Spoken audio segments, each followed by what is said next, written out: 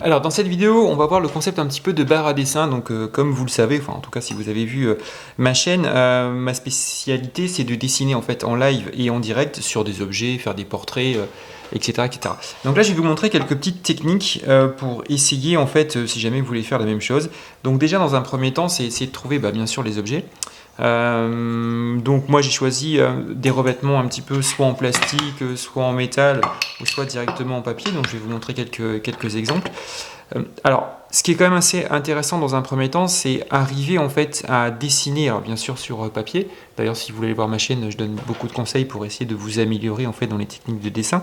Mais ensuite, ça va être de vous habituer en fait à dessiner sur différentes surfaces. Par exemple, là, bon, j'ai une surface en fait c'est du métal, mais après c'est légèrement bombé en fait. Donc il y a une certaine aisance et une certaine posture en fait à avoir pour arriver en fait à bien dessiner sur ce style de support. En termes de matériel, ce que j'utilise régulièrement, ça va être des Posca, ça va être le bic aussi, je vais vous montrer. Et après, en fait, je mets une sorte de spray permanent en fait pour que ça puisse tenir. Donc là, par exemple, lui, il est passé 2-3 fois au lave-vaisselle. Et pour l'instant, en fait, ça bouge, voilà, ça bouge pas. Ça doit faire peut-être quelques mois que je l'ai fait. Donc pour l'instant, il n'y a pas de problématique particulière par rapport à ça. Puis si jamais ça s'en va, eh bien, je le referai. Donc déjà, ce qu'il faut voir, c'est que si par exemple vous dessinez, alors là j'ai fait sur des petites raquettes vous savez les raquettes de plage. Bon là c'est assez facile, dans le sens où en fait votre dessin est à plat, vous prenez votre crayon et puis en fait vous dessinez. Alors moi je dessine directement en fait parce que j'ai l'habitude de dessiner, mais après vous pouvez avoir plein de techniques à poser des calques ou autres si jamais voilà vous n'avez pas une aisance forcément en dessin. Donc quand le support est plat, j'ai envie de dire c'est plutôt pas mal. Ce que je conseille, c'est quand même de s'entraîner en fait, et surtout de ne pas avoir peur de le faire. Parce que le premier point qu'on a quand on veut dessiner là-dessus, par exemple si je vais dessiner là, en fait je vais mettre un peu la pression parce que je me dis si je loupe, c'est pas forcément très grave. Donc c'est pour ça que s'entraîner en fait à faire du dessin rapide, à faire du dessin en instantané, c'est bien parce que si jamais vous voulez vous amuser à faire ça ou même développer un petit bar à dessin, il faut quand même avoir une certaine aisance en dessin. Donc là je l'ai fait sur un autre support qui est par exemple un frisbee. Donc là c'est pareil, je l'ai fait au Posca, donc j'ai utilisé lui pour les très fins, mais après j'en ai utilisé un pour un petit peu plus épais. Et puis après en fait j'ai mis mon spray et en fait ça tient super bien. Donc c'est intéressant de s'entraîner en fait sur différents styles de volume parce que ça va vous faire progresser en dessin. Par exemple, lui, il y a toute une façon de le tenir en fait. Alors au début, je mettais en fait des bouquins que je venais caler, puis au final, maintenant, j'arrive à le faire directement à la main. Donc je le mets ici pour que ça soit assez souple. Ma main, alors j'essaie de pas mettre de support. J'essaie toujours, je le montre dans beaucoup de vidéos, mais je joue beaucoup en fait sur le petit doigt pour trouver la bonne position. Je viens positionner mon dessin et puis je trouve la bonne distance en fait entre mon stylo, enfin la mine et puis la surface. Et puis je viens appliquer mon trait. Alors là, on va dire si je suis ici, je suis un petit peu trop tremblant, donc ce qui n'est pas forcément facile à faire. Donc je viens caler en fait mon petit doigt, pourquoi pas ici. Et puis une fois que j'ai une bonne position, alors là, je viens me sécuriser avec aussi ce doigt-là. Et puis une fois que j'ai trouvé le bon trait, hop, je peux me permettre d'appuyer le trait.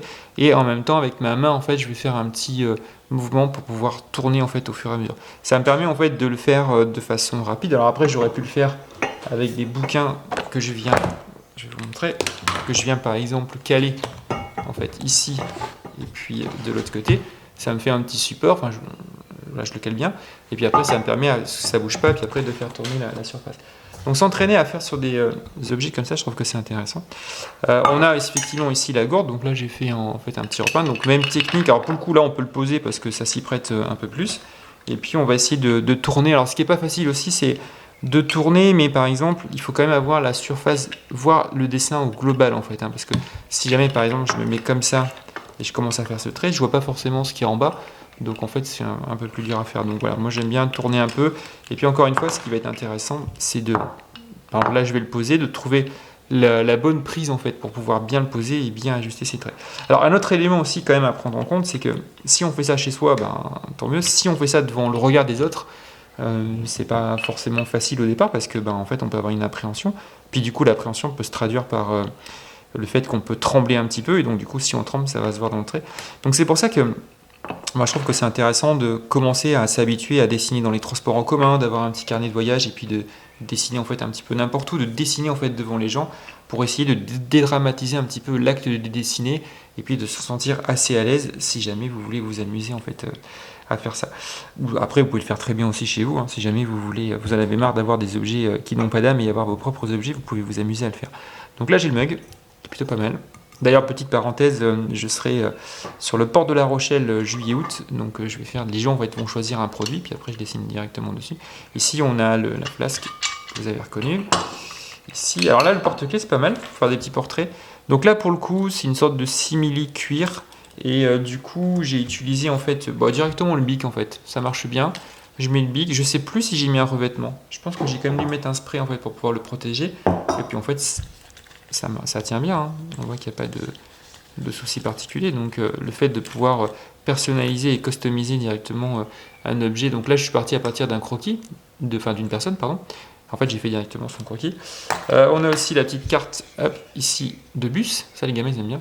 Petite carte de bus, en fait. On met là. Là, j'ai la petite... alors ça, c'est une boîte à crayons. Voilà, une petite boîte à crayons.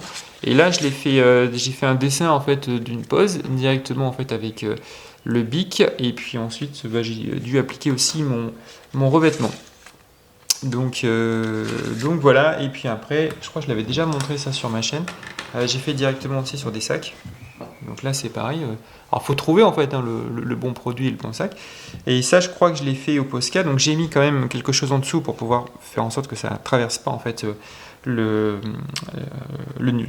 tissu, et ensuite je l'ai fait au Posca, et après ça j'ai trouvé que c'est pas mal, en fait j'ai fait une sorte d'encre, c'est de l'encre en fait que j'ai mélangé avec un petit peu d'eau, pour avoir ces effets-là. Donc voilà, c'était une vidéo en fait assez courte, mais c'était une vidéo un petit peu pour vous montrer que si on devait résumer là-dessus, vous pouvez vous amuser à customiser des produits. Donc il faut trouver dans un premier temps le bon support et puis après trouver le bon outil. Mais même si aujourd'hui un simple bic ça peut suffire, si je devais résumer cette vidéo aussi, je vous donnerais comme conseil de vous entraîner à dessiner devant des gens en fait, de montrer vos dessins, même si c'est pas forcément parfait, mais c'est pas grave en fait. L'idée, c'est d'être dans ce processus en fait, de pouvoir progresser. Et puis après, vous vous habituez en fait à dessiner sur des surfaces en fait. Parce que quand on dessine, on n'est pas non plus des fois hyper confortable des fois dans son assise, ou dans sa posture. Mais après aussi, on peut dessiner un peu partout et puis ça va permettre de vous faire progresser. N'hésitez pas à aller voir ma chaîne. Donne pas mal de conseils sur la façon de pouvoir dessiner. Encore une fois, j'ai pas la science infuse dans les dessins, mais ça va vous donner peut-être une autre approche pour pouvoir progresser dans votre parcours artistique. Merci.